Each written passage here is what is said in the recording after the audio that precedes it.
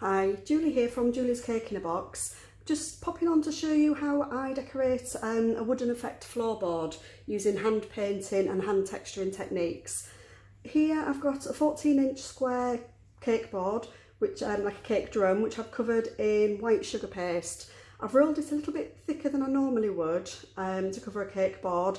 I've rolled it out at about 4mm in thickness. This is because I'm going to texture the cake board, so obviously I want a reasonable amount of paste there in order to be able to do that.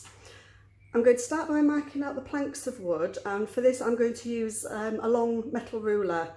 I normally have a 12-inch ruler, but because this is a larger cake board I've had to get my larger ruler out so that it can make a press in one go.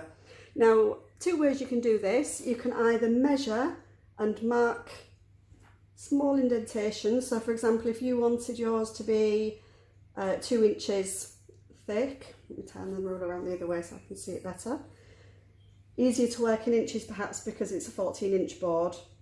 Okay, so I will just measure at the 2, 4, 6, 8, 10 and 12-inch points. Move my ruler along, pop some more measures in.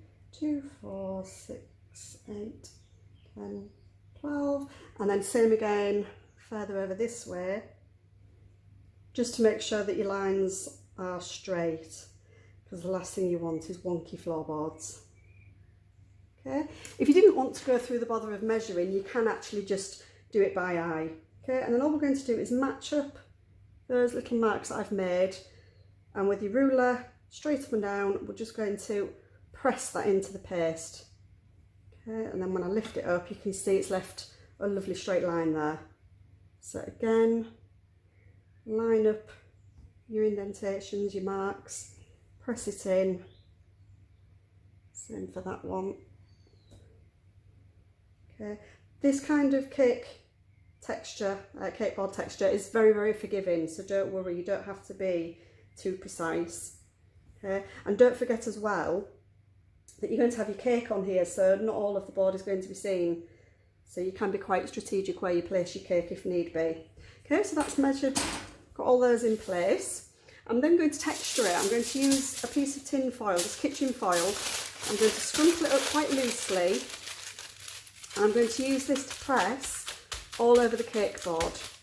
And this is just giving it a little bit of an aged look, because obviously wooden floorboards have been walked on over the years, things dropped on them. So we're just roughing up the surface a little bit. Okay, you can change the direction that you hold the foil so it's not too uniform. You can scrumple it a little bit tighter if you want to put some different texture in there. You can see how the texture pattern changes slightly from before. Okay, and that's given it a little bit of texture. The next tool I'm going to show you is this one. This is called a Kemper tool. And what it is, it's a little bit like a wire brush. It's got lots and lots of little pieces of wire.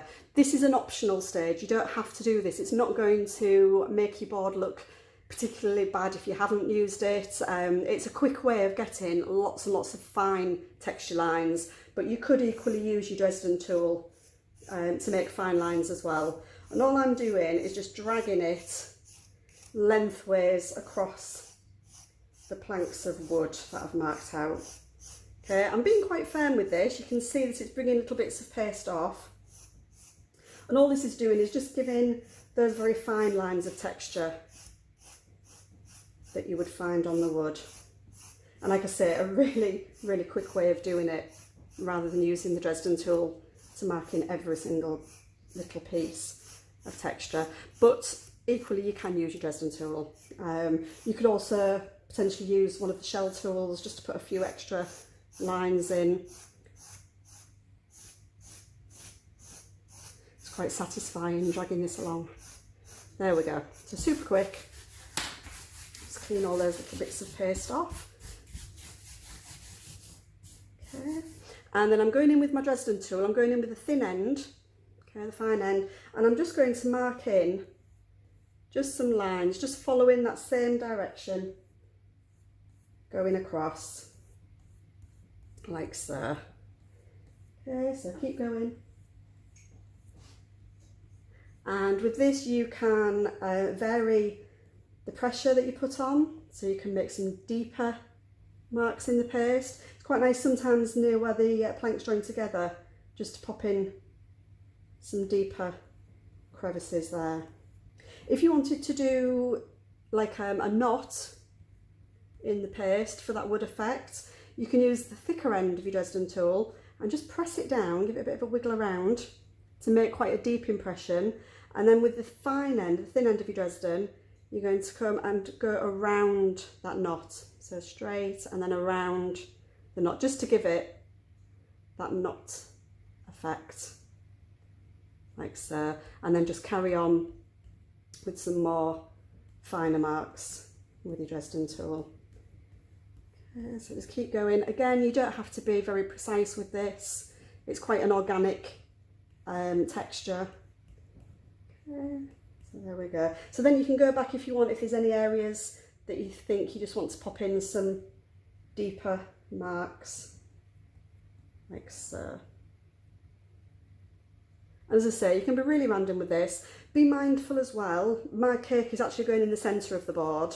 So obviously if I was doing like the knot effect, I wouldn't put it right in the middle, because by the time you put your cake on, you've covered it up. So I tend to focus more on the outside frame that you're going to see. Okay, like so. I think that's about enough. Now you will notice when I'm pressing down with the Dresden, it is pushing the paste around a little bit on the board. So once I've got all the markings in place, I tend to just go back over with my metal ruler and just redefine those joints, like so. If you want to, you can put some vertical lines in for where the planks join. Again, because I'm putting quite a decent sized cake on here, you're not really going to notice it. So I'm not going to bother doing that with this one. I'm just going to have the planks going across. Now, to give this some colour, I'm going to be using some Pro Gel, Rainbow Dust Pro Gel colours. I'm going to be using quite light colours for this because I want quite a light wood grain. So I'm using caramel for the dark parts, and then I'm going to use cream over the top. So I'm going to start by, I'm just going to pop that on there a second so you can see. I'm going to start with a little bit of the caramel paste, gel colour. Squeeze that in there. And then I'm just going to add a little bit of vodka to this. You can use any clear alcohol. I tend to use vodka because it's readily available. And I'm only going to add a little bit. I don't want to dilute the dark colour quite so much. And I'm using a small paintbrush for this one. I'm going to mix it together a little bit, but I want to keep it quite thick. And what I'm going to do is I'm going to just paint in between the joins with my darker colour.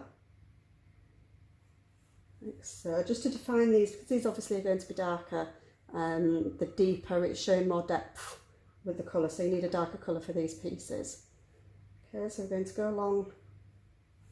Again, don't worry about being precise because we're going over this again with the lighter colour. So don't think you've got to be really delicate with your painting and very accurate. You haven't. If it goes over a bit, it doesn't matter at all. That's why I like this technique so much. I'm not the best painter in the world. I'm not very good at staying in the lines. Fine detail for painting for me is, yeah, not my thing. Whereas this, because you can be a little bit more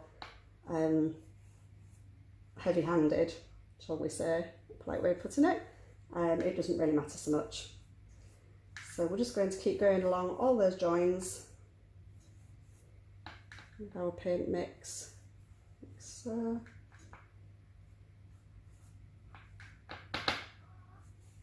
And then what we're going to do, once we've done all of these, is we're going to, remember the the deep marks that we made, like the wood knot?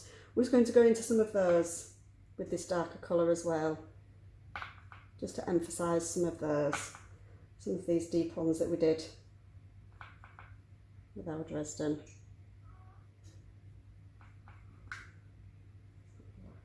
So, if there's any areas where you pressed quite hard with your tin foil, you can always dot a little bit of the darker colour in there as well. Okay. So I think that should be more or less all of them. Don't worry if you miss any. As I say, it's not a super precise technique. And as you can see, I've used pretty much all of the paint, so I don't really need to clean that. All I'm going to do is add my cream colour to this now. And then I'm going to add quite a bit more vodka. I want this to be a lot more watery. Okay, and this time I'm using a wide paintbrush. This is just a bit like a decorator's brush. As long as it's clean, obviously don't use it for decorating first and then your cakes. But if you buy a nice new clean one, you'll be fine, because at the end of the day we're not eating the cake board, the paste on there. Okay, and all we're going to do is with the nice long strokes is brush that watered down paint across, like so. And you can see it does pick up some of the paint, the darker paint that we've put in, and mixes all together and gives us a lovely rich colour.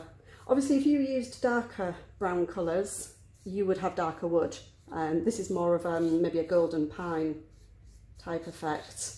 If you wanted something like an oak or a walnut or a mahogany, you would use a darker brown. So maybe the brown, the chocolate colours, chestnut shade, those kind of colours. Okay. So as you can see, it doesn't take long at all, soon takes shape.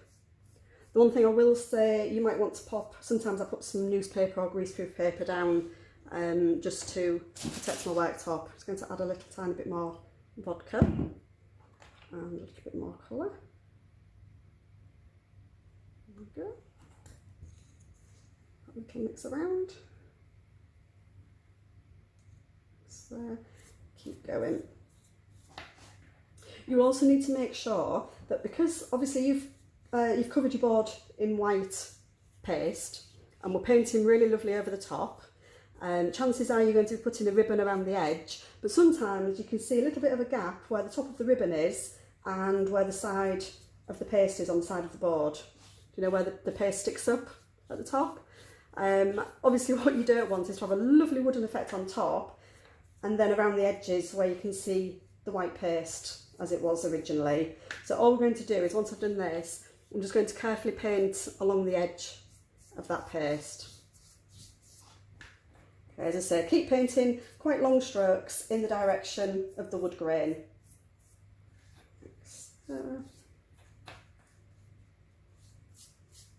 So you might need to keep topping your paint up. So I might just be able to squeeze enough there. Now obviously the more you dilute, so the higher the ratio of the vodka to the colour, the paler it's going to be. So if it's too pale, just add a little bit more of your colour. I'm going to pop a little tiny bit more colour in, a little bit of vodka, and we'll just go over that again, just where it was a little bit paler.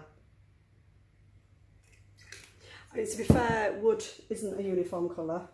You do get patches that are paler where it's faded, so I wouldn't worry too much about getting the shade all the same all the way along. And as I said, the cake obviously is going to be right in the middle there. Okay, so then all I'm going to do with my brush is I'm just going to run it along the edge of the paste. I would pick it up and show you, but it's really wet.